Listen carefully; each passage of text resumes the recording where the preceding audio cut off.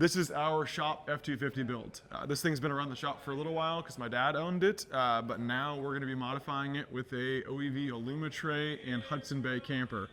So we're getting the truck prepped right now for the Aluma Tray.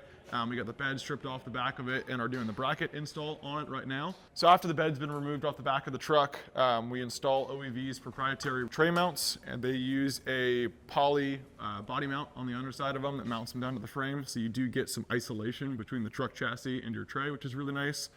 We're also dealing with the fill necks, taillight wiring, cleaning the frame is kind of getting prepped back on the back end, camera relocation, sensor relocation. This is the OEV Aluma Tray. This is the short bed tray.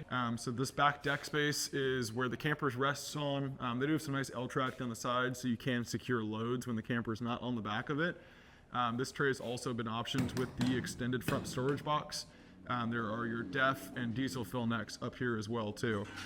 The next steps for us are we suspend the tray on the forklift, get it over on the back of the truck, and then with that we're setting the pitch, the roll, just making sure it's all squared up on the whole truck chassis. So that's the tray getting bolted on right now. It's got to get the fasteners attaching the brackets to the underside of the tray, and then there's all the small details like the boxes and the fenders and taillights and filter necks and all the wiring, but more on that soon.